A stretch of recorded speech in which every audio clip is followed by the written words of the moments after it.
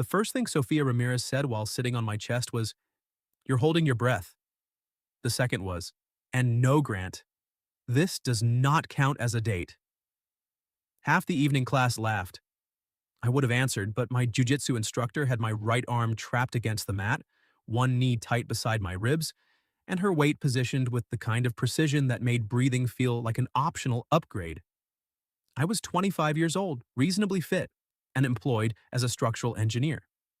People paid me to calculate how much pressure buildings could take before something failed. That night, under Sophia, I learned the answer for me was apparently 128 pounds and a raised eyebrow. "Tap if you need to," she said. "I'm fine." "You're turning purple." "Team color." Her mouth twitched. That tiny, almost smile was the real problem. Sophia was 27, a brown belt, and one of 3 instructors at Harbor Jiu-Jitsu in San Diego. She had dark hair braided down the back of a charcoal rash guard, a thin scar across her left eyebrow, and the unnerving ability to make a room full of stubborn adults listen without ever raising her voice. She also smelled faintly of citrus soap, which was not information I had wanted my brain to record while she was demonstrating how easily she could detach my shoulder. "Watch his elbow," she told the class. "Please don't," I muttered. "They need to learn. Find a less handsome volunteer." This time she laughed. Not the polite breath she gave nervous beginners. A real laugh, quick and warm, close enough that I felt it against my throat. Then her eyes met mine. The room didn't vanish. That only happens in movies and untreated head injuries. I could still hear bare feet shifting on the mats and somebody's water bottle tipping over near the wall. But something changed. Sophia's grip loosened slightly. Her face was only inches above mine, and for one suspended second, she wasn't looking at me like an instructor checking a student's position. She was looking at my mouth. I knew, because I was looking at hers. "Coach?" someone called. Sophia released me so quickly that my arm dropped to the mat. "And that," she said, rising, "is why you don't leave space." I lay there staring at the ceiling, wondering if the lesson had been about grappling or emotional self-destruction. 3 months earlier, my older brother had bought me a trial week at Harbor, after deciding I was becoming the kind of divorced guy who owns one good pan and talks to the grocery cashier too long. For the record, I wasn't divorced. My engagement had ended 8 months before the wedding, which meant I had achieved all the emotional damage without receiving a toaster. My former fiancée, Natalie, had told me I was dependable, kind, and impossible to get close to. That last part stayed with me because it was true. I'd grown up in a house where disagreements were handled through closed doors and aggressively washed dishes. I became good at being useful. Fix the sink. Drive through the night. Remember everyone's birthday. Just never admit when I needed anything. Jiu-jitsu was my brother's solution. "Go let strangers try to choke you," he'd said. "Maybe you'll develop a personality." I nearly quit after my first class. Then Sophia knelt beside me while I fumbled with my borrowed belt and said, "Nobody walks in knowing how to do this. The only embarrassing thing is pretending you don't need help." She'd been talking about the knot. It still felt personal. By my 4th week, she knew I favored my left shoulder, hated being trapped under heavier partners, and used jokes whenever I was frustrated. By my 8th, I knew she drank terrible vending machine coffee, hummed old soul songs while cleaning the mats, and became fiercely patient with anyone who was scared. That was why I was attracted to her. The fact that she was beautiful didn't help, but beauty wasn't what made me arrive early on Tuesdays. It was the way she noticed people. After the demonstration, Sophia paired everyone for positional rounds. She put me with Derek, an accountant built like a refrigerator, then stood nearby while I tried to escape from underneath him. "Frame at the hip," she said. "I'm framing. He's ignoring my artistic vision." Derek laughed and shifted his weight. "Stop trying to bench press him," Sophia said. "Make space, then move." I make space all the time. It's my defining relationship skill. The joke came out before I could stop it. Sophia's expression changed. Derek didn't notice. He was busy attempting to fold me into carry-on luggage. "Time," she called 30 seconds early. When class ended, everyone lined up, bowed out, and drifted toward the changing rooms. I stayed behind to wipe down the mats. It wasn't entirely altruistic. Sophia usually stayed too. She tossed me a spray bottle. You volunteered very quickly. I care about hygiene. You care about avoiding rush hour traffic. Two things can be true. We worked from opposite ends of the room.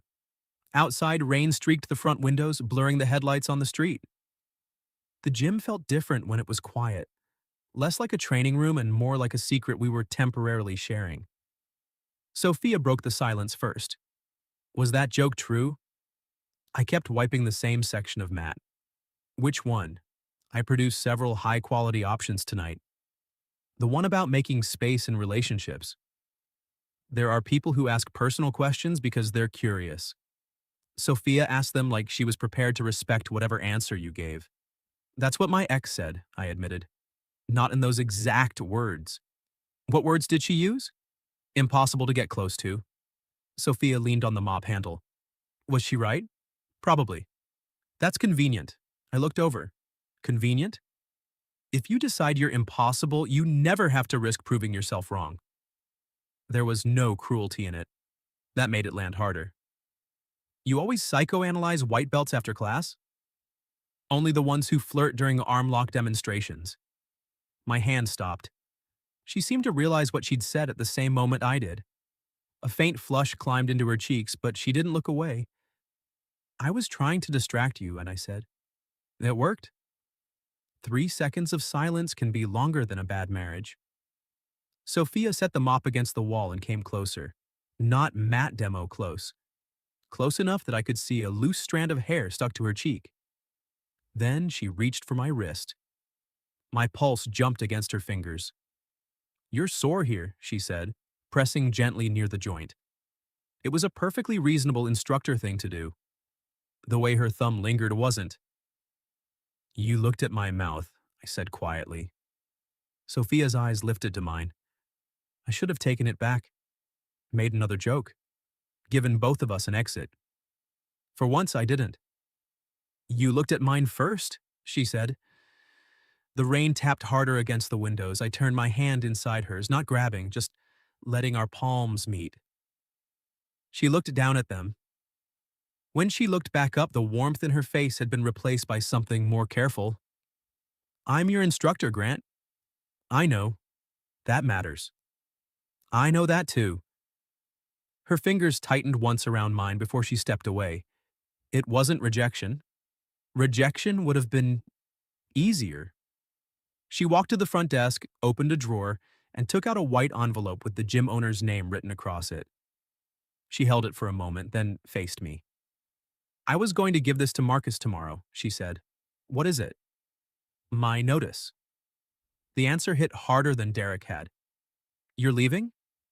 In 2 weeks. Why? Sophia studied me with an expression I couldn't read. Then she slipped the envelope back into the drawer instead of leaving it on the desk. Have coffee with me after class tomorrow, she said.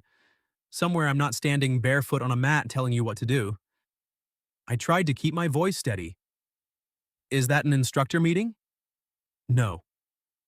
For the first time that night, she smiled without holding any of it back. And Grant? Tomorrow don't flirt while I'm pinning you. Why not? She picked up her gym bag and opened the door to the rain. Because next time, she said, glancing back at me, I might forget to let you up. For the next 23 hours, I analyzed Sophia's coffee invitation like it was a damaged support beam. Maybe she only wanted to explain why she was leaving. Maybe no had meant it wasn't an instructor meeting, but also wasn't a date. Maybe the part about forgetting to let me up had been a threat. It was an effective threat. I thought about it through 2 projects, meetings, a traffic study, and a phone call from my brother, in which I said, so many times, he asked if I'd joined a cult. When I reached Harbor the next evening, Sophia wasn't wearing her usual charcoal training gear. She was in jeans, white sneakers, and a green sweater that made the warm brown of her eyes impossible to ignore. Her hair was loose around her shoulders.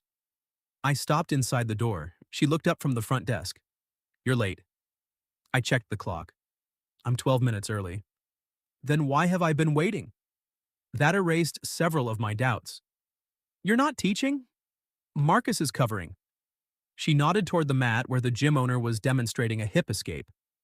He glanced over and gave me a look containing more amusement than I wanted from a man capable of strangling me with my own jacket. You told him? I asked. I gave him my notice this morning. I also told him I won't be coaching or evaluating you during my final 2 weeks. My chest tightened, not from disappointment exactly, but from the weight of what she'd done. Because of me? Sophia stood. No. I resigned because it's the right decision for my career. That letter was written before you started flirting from the bottom of Mount. So, my devastating charm had no influence? Your devastating charm made me put the envelope back in the drawer for one night because I didn't want to make an important decision while thinking about your mouth. Every clever answer abandoned me. She came around the desk, lowering her voice. But removing myself as your instructor, she continued, that was because of you. In a good way? Her gaze dropped briefly to my lips. Ask me after coffee. I changed in record time. Marcus ran class differently from Sophia. He was louder, faster, and fond of saying things like suffering builds technique, which sounded suspiciously unscientific. Sophia stayed near the front desk, finishing paperwork. I tried not to look at her. I failed often enough that Marcus finally said, Grant, unless the emergency exit is flirting with you, face your partner. My partner snorted. Sophia didn't look up, but I saw her smile. After class, I showered and changed into the least wrinkled shirt in my gym bag. When I emerged, Sophia was holding my jacket. You brought a button down to jiu-jitsu? I came prepared. It has one sleeve inside out. I came emotionally prepared. She laughed and fixed it for me. The gesture was small, but her fingers brushing my shoulder felt more intimate than the pin had. On the mat, touch had rules. Pressure meant escape. A grip meant counter. Standing near the cubbies while she smoothed my collar, I had no technique for what to do with my hands. There, she said. Neither of us moved. You missed a spot. I touched the loose strand of hair beside her cheek, gently tucking it back. Sophia's breath caught. Then Marcus dropped a ring of keys at the desk. We stepped apart like teenagers. The alarm sets itself at 10, he said, without looking at us. Please make responsible choices in the parking lot. Good night, Marcus, Sophia said firmly. He left whistling. The cafe was 2 blocks away, a narrow place with mismatched chairs and hanging plants. Rain had stopped, leaving the sidewalks glossy beneath the streetlights. Sophia chose a table by the window. I ordered black coffee. She stared at my cup. That's upsetting. You drink vending machine coffee? Yes, but I add enough cream to conceal the evidence. She ordered a cinnamon latte and tore the paper sleeve into tiny strips while we talked. Sophia had started jiu-jitsu at 16 after her cousin dragged her to a class. She'd planned to become a physical therapist, but coaching took over her life one class at a time. People think fighting is about aggression, she said. Most beginners come in already fighting themselves. They're embarrassed to be weak or scared or bad at something. And you like helping them through that. I like seeing the moment they realize fear isn't a command. She said it quietly, looking into her cup. I knew then that she wasn't merely good at teaching. She believed in what it could give people. So, why leave Harbor? Her fingers tightened around the paper sleeve. I've been offered a chance to open another school. That sounds good. It's terrifying. The admission seemed to cost her. A friend owns a boxing gym in North Park. The space next door became available. We've talked for years about expanding, jiu-jitsu, beginner programs, practical self-defense. A place that doesn't treat women's classes like a side project, squeezed between the real sessions. You should do it. You haven't seen the numbers? I don't need to. That is a concerning statement from an engineer. I've seen you teach. Sophia went still. You make people feel capable before they believe it themselves, I said. That's not a side project. Her eyes shone and she glanced toward the window. For a moment I worried I'd pushed too hard. Then she slid one hand across the little table, palm up. It was not an accident or an instructor checking a sore wrist. It was a choice.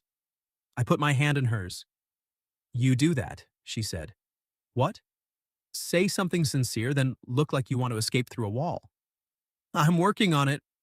Are you? I could have made a joke. Instead, I tightened my fingers around hers. I want to be. Sophia studied me, giving me the same focused attention she did on the mat. There was nowhere to hide inside it. My last relationship ended because he wanted the easy version of me, she said. The confident coach, the woman who could handle everything. When I got scared about money or my father got sick and I needed someone, he acted like I'd changed the agreement. I'm sorry. I don't need you to be sorry. Her thumb moved against mine. I need to know whether your instinct to make space means you'll disappear the first time this gets uncomfortable. This? You and me. Hearing her name, it sent a current through me. I might get scared, I said. I might say the wrong thing. I'm apparently terrible at collars. True. But I don't want easy, Sophia. What do you want? You. No joke, no exit. Just the truth sitting between us. Her lips parted. Then she stood, still holding my hand, and pulled me toward the door. Did I answer incorrectly? No, she said. You answered very well. Outside, the air smelled like rain and wet pavement. We stopped beneath the cafe awning. Cars passed in soft sprays of water. Sophia moved close enough that the front of her sweater touched my shirt. For clarity, she said, I'm not your instructor anymore. Marcus still has to approve my next belt. That's his problem. And this is a date? Yes. A successful one? Grant. Yes? Kiss me before you turn this into paperwork. I touched her cheek, giving her time to change her mind. She didn't. Sophia rose onto her toes and closed the distance herself. Her mouth was warm and faintly sweet from cinnamon. The kiss began carefully, almost cautiously. Then her hand slid behind my neck and every guarded thought in my head went quiet. When we separated, she stayed close, forehead resting against mine. I smiled. Was that an approved technique? Your form needs work. Could use private coaching. She gave me a warning look that failed because she was smiling too. Then her expression softened. Come somewhere with me Saturday. Another date? I want to show you the new space. The school she hadn't opened. The future that scared her. That was more than another date. She was inviting me into the part of her life she didn't know how to carry alone. I'll be there, I said.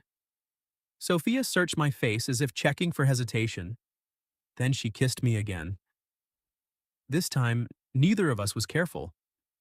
The new school had cracked linoleum, fluorescent lights that buzzed like trapped insects, and a front window displaying the faded outline of a tax preparation sign. Sophia stood in the center of it with both arms extended.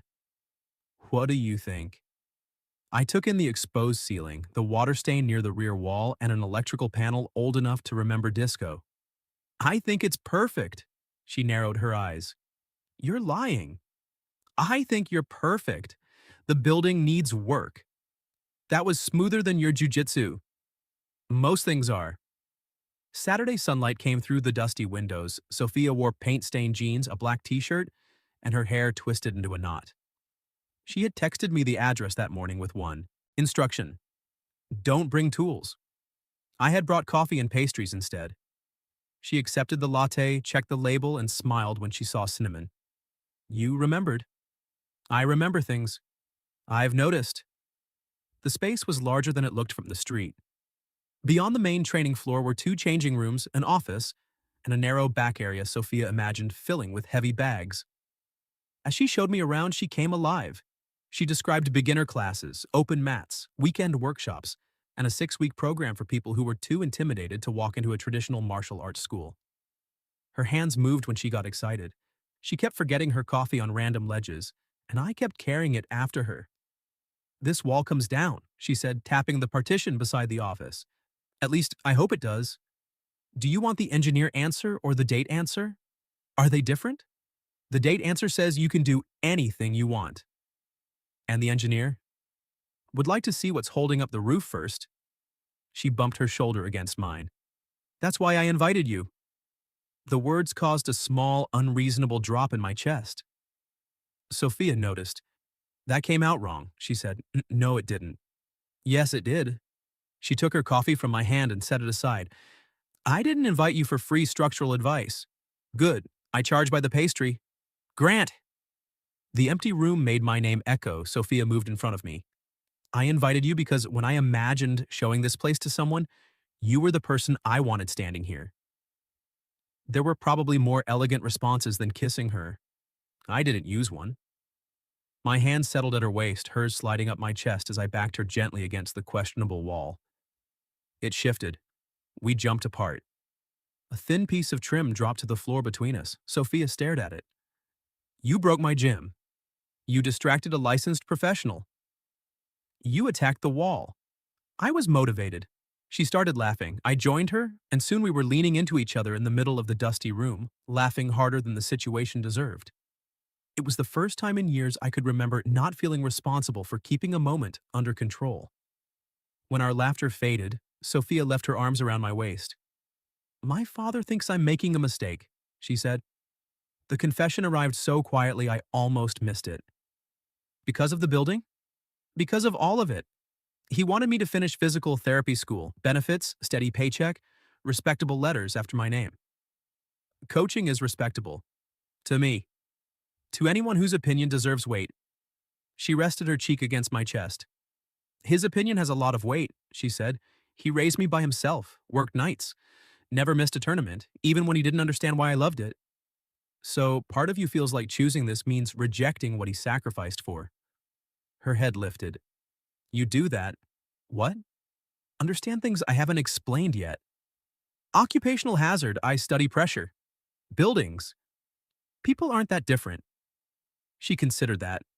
Buildings don't pretend they're fine. Neither do I. Sofia gave me a look. Not convincingly, I added. We sat on the edge of the raised office platform and shared an almond croissant. She told me her father's health had improved after a difficult year, but the fear had changed her. She'd spent so long being competent for everyone else that admitting uncertainty felt like failure. I told her about my parents' silent dinners and my habit of becoming indispensable instead of vulnerable. My ex loved that at first, I said. I booked trips, handled bills, repaired things. Then one day she asked what I needed from her and I couldn't answer. Couldn't or wouldn't? Both. Sofia brushed sugar from my thumb. What do you need from me? My first instinct was to say nothing. I felt it rise, the old reflex polished by years of use. Sofia waited. I need you to tell me when I'm hiding, I said.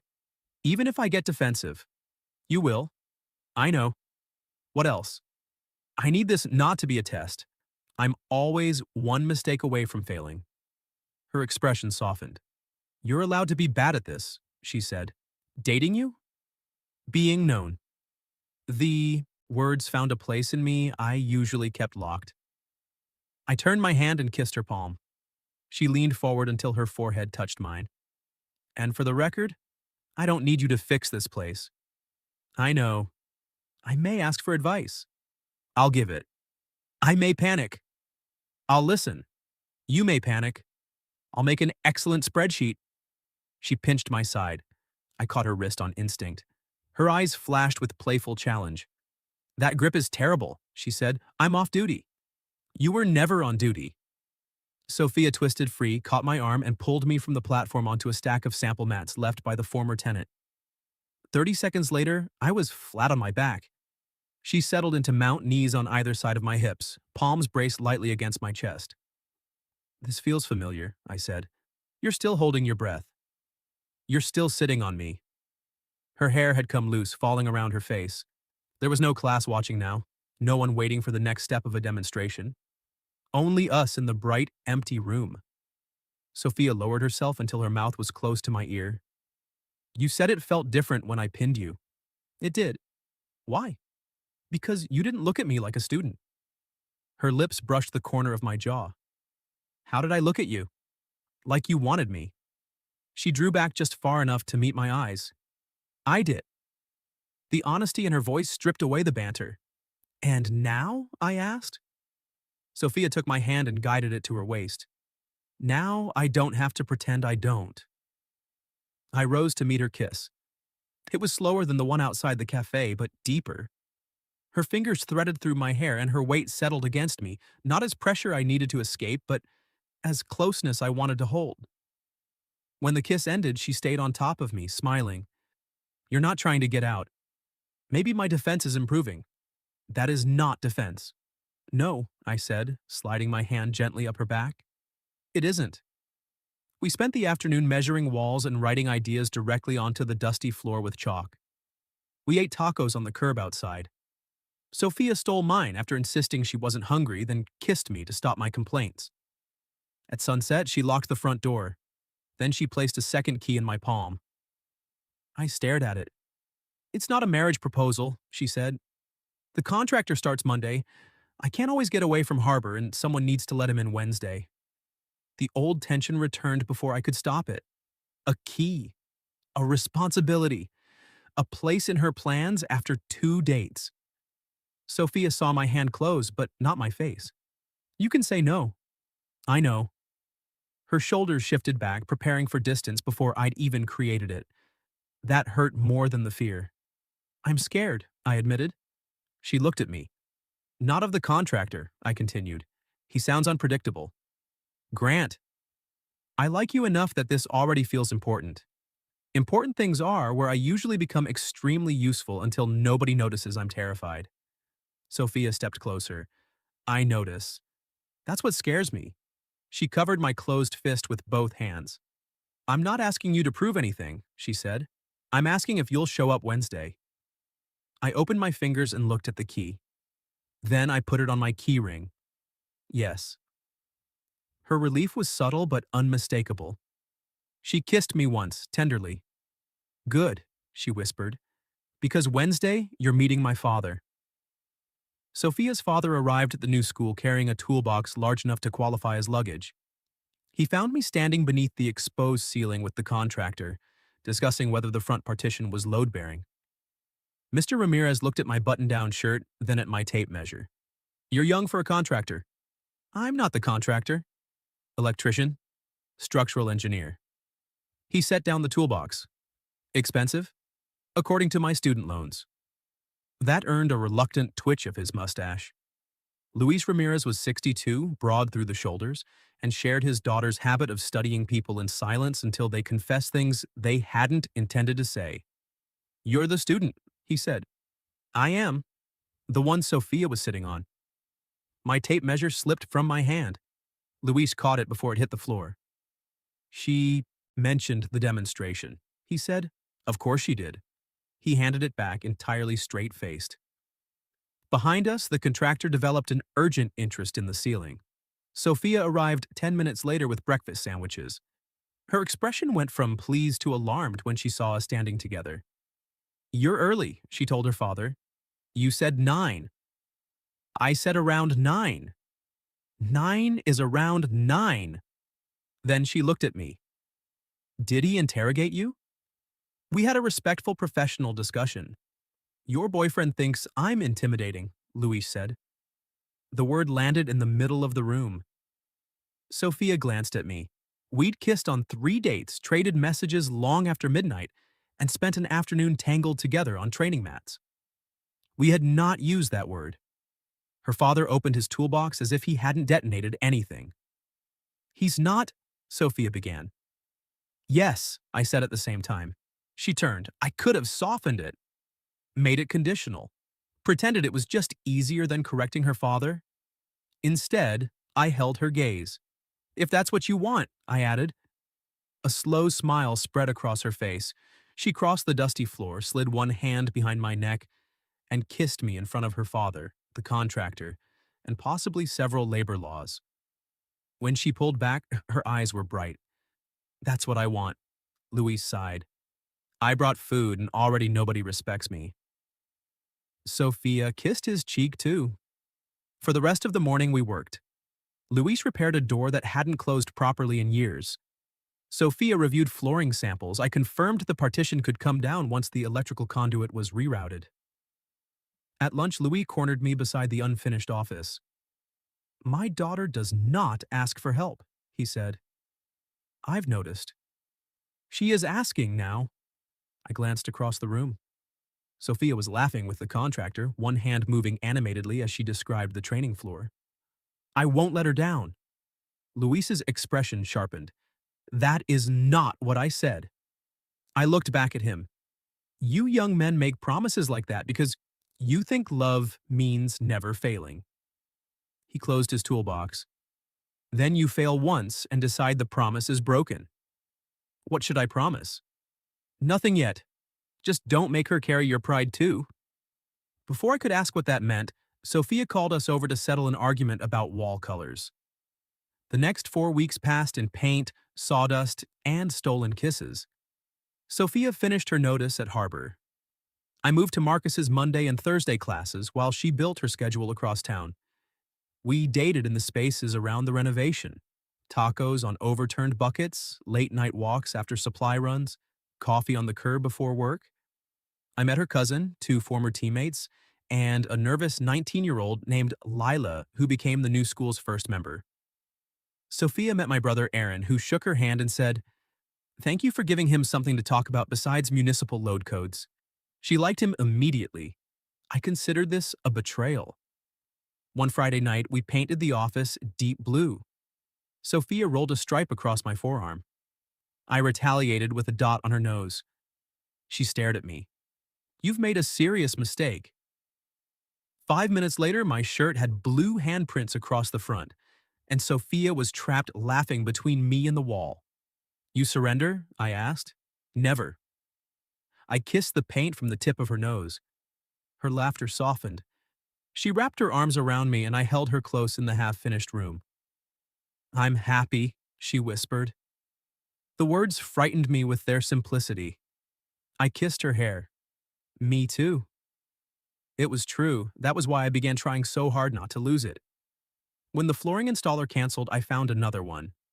When the city requested a revised occupancy diagram, I stayed up until 2 drafting it. I replaced a broken sink, assembled storage racks, and built a spreadsheet Sophia never requested.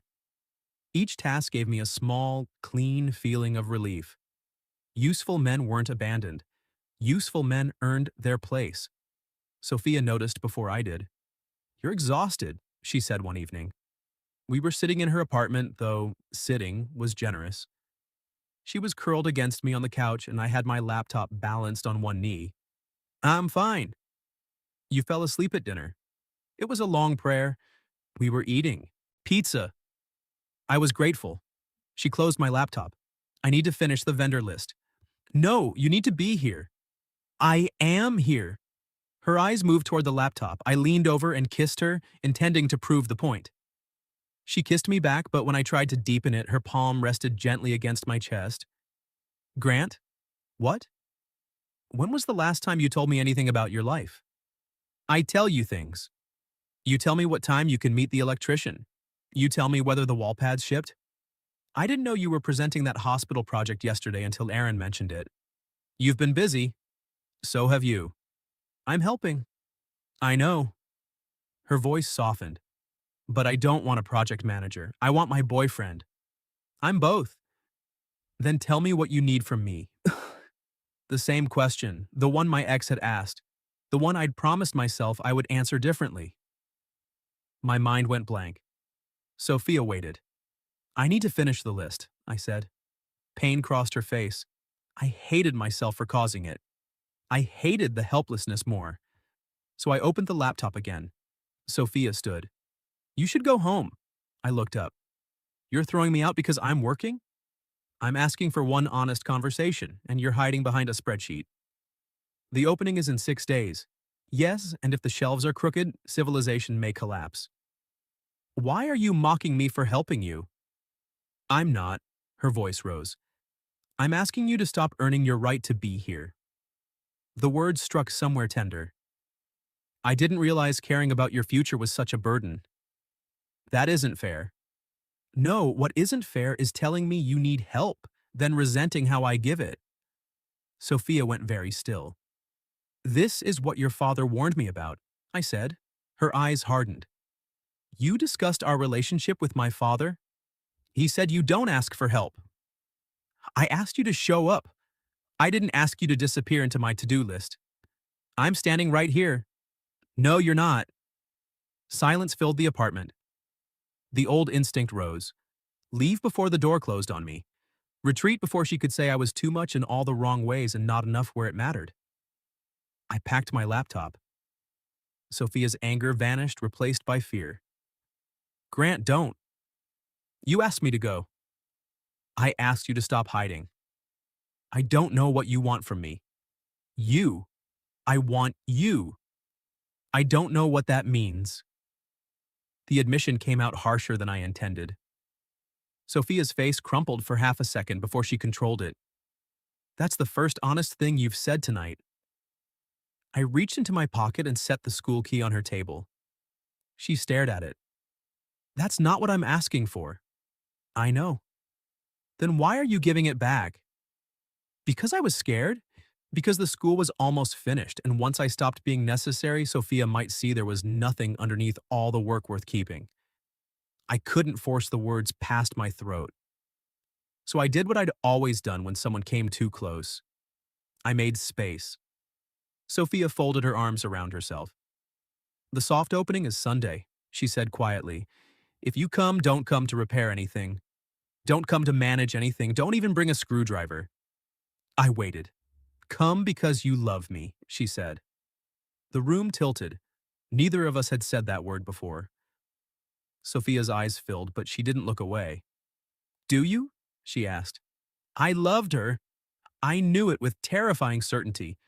But knowing how I felt and knowing how to let her depend on that feeling were two different things. I don't know how, I whispered. Then I left before she could see how badly I wanted to stay. I spent Thursday and Friday doing nothing for Sophia. It was one of the hardest things I had ever done. I didn't call the flooring installer. I didn't update the vendor list. I didn't drive past the school to make sure the front sign had been installed correctly. Instead, I went to work. I gave my hospital presentation. I ate dinner with Aaron and told him everything. When I finished, he stared at me across the table. You told a woman you didn't know how to love her? I said I didn't know how. Important distinction. Thank you. Still remarkably stupid. I pushed my plate away. She doesn't need me. Aaron's expression changed. There it is. What? The thing you're actually afraid of. I looked down at my hands. If she doesn't need me to fix things, I said, what happens when she realizes I'm not good at the rest? The rest being what? Letting someone see me when I'm scared? Asking for something? Staying in a room when I can't solve the problem? Aaron leaned back. You think love is a job you can get fired from? It sounded ridiculous when he said it. It also sounded exactly right. What do I do? You go Sunday with empty hands, he pointed at me. No flowers, flowers are suspiciously close to a task. I can't just arrive with nothing. That's the entire point. Sunday morning, I stood outside Ramirez Jiu-Jitsu carrying nothing but fear. The new sign stretched across the building in clean white lettering. Through the windows, I could see at least 40 people gathered around the finished training floor. The walls were warm gray, the mats were dark blue. Near the entrance, painted in Sophia's handwriting, were the words, "Fear isn't a command." I went inside. Lila spotted me first, then Luis, who stood near the reception desk wearing a school t-shirt. He looked at my empty hands. Good, he said. That obvious? To everyone but you. Across the room, Sophia was teaching. She wore a black uniform with her brown belt tied at her waist. Her braid rested between her shoulders. She looked tired, proud, and more beautiful than I was prepared for. Her voice carried across the room. Pressure is information, don't panic. Frame, make space, then decide where you want to go. Her eyes found me. She faltered for only a second. I didn't wave. I didn't mouth an apology or try to pull her away from the people who had come to see what she built. I sat against the wall and watched. She taught an introductory lesson. She welcomed nervous parents, answered questions, and knelt beside a little girl who was scared to participate. By the end, the girl was practicing break falls and grinning every time the mat caught her. The school did not need me. Sophia had created it without me. She had dreamed it before I knew her and risked herself before I held the key. Strangely, accepting that didn't make me feel unnecessary. It made loving her feel like a choice instead of an assignment. The last guests left after sunset. Luis gave his daughter a long hug, shook my hand, and locked the front door behind him. Sofia and I were alone. She began collecting paper cups from the edge of the mat. "Congratulations," I said. "Thank you. The place looks incredible." "It does." I picked up a cup. "Leave it." My hand stopped. She stood across the training floor watching me. "You didn't come to clean." I set the cup down. "No." "Why did you come?" The honest answer was enormous. I felt every instinct telling me to reduce it to something manageable. I walked onto the mat. Sofia folded her arms. Her expression was guarded, but underneath it I saw hope. That made this both easier and much harder. "I came because I love you." She drew in a breath. "I knew when you asked me," I continued. "I knew before then. I was just terrified that if I said it, you'd eventually find out I don't know what to do with it. You could start by not leaving." "I'm sorry." Her eyes shone, but she remained where she was. "I thought if I made myself useful enough, you'd have a reason to keep me," I said. "Every task felt safer than asking you to choose me." "I did choose you. I know that now." "Do you?" "Yes." My voice broke, and I let it. "You don't need me to build your school. You don't need me to solve every bad day. And I need to stop treating that like a threat." Sofia took one step closer. "What do you need?" Fear tightened my throat. This time, I answered anyway. "I need patience while I learn to stay. I need you to call me out when I hide behind work. I need you not to confuse my fear with a lack of love." I swallowed. "And right now, I need to know whether I've ruined this." Sofia crossed the remaining distance. "You hurt me," she said. "I know. I won't be in a relationship where I have to chase someone every time it gets real." "You shouldn't. If you need space, you have to tell me why. You don't get to put a key on a table and decide for both of us that it's over." "I won't do that again." "You might." The words surprised me. Sofia touched my chest directly over my heart. "You might panic again," she said. "You might make a mistake." "I might too. Don't promise perfection because we'll both know you're lying." "Then what can I promise?" "That you'll come back to the conversation." I covered her hand with mine. "I promise." She studied my face for a long moment. Then she reached into the pocket of her uniform and placed the school key in my palm. "This still isn't a marriage proposal," she said. "Disappointing. It's also not permission to reorganize my supply closet. What if your system is inefficient?" "Grant. I'll ask first." Her mouth trembled into a smile. I closed my fingers around the key, but I kept looking at her. "I love you, Sofia." "I love you too." Relief moved through me so powerfully my knees nearly gave out. Sofia noticed. Then she hooked her foot behind my ankle and helped them give out completely. I landed flat on my back. Before I could react, she followed me down and settled on top of me, pinning my wrists loosely beside my head. I stared up at her.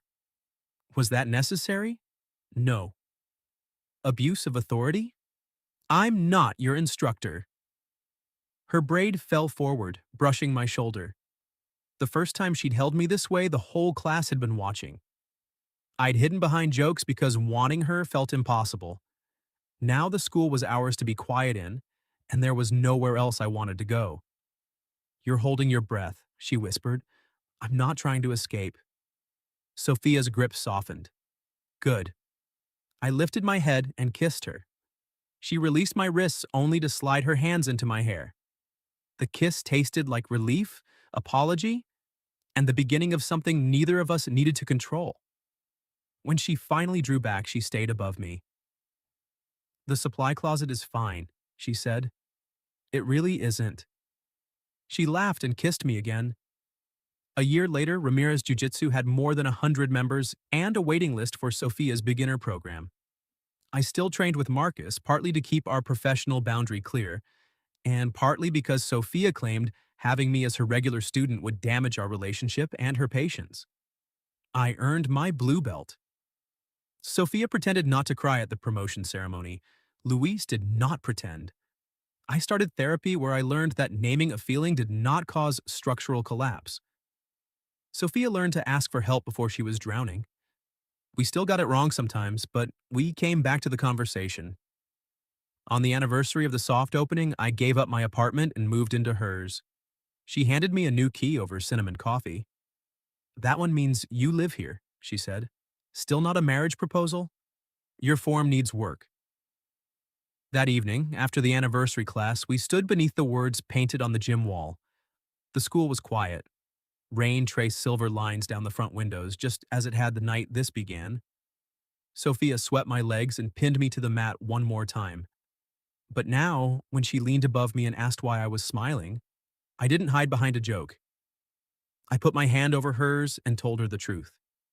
Because the woman above me had taught me that making space didn't always mean leaving. Sometimes it meant opening enough room for someone to stay. What would you have done if your jiu-jitsu instructor had pinned you to the mat and looked at your mouth the way Sophia looked at mine? Have you ever experienced something similar? Tell me your story in the comments. And for those who'd like to be a little closer to us, we've opened memberships where you'll get shorter exclusive stories every week with no ads. If you like this one, leave a like, subscribe, and I'll see you in the next video.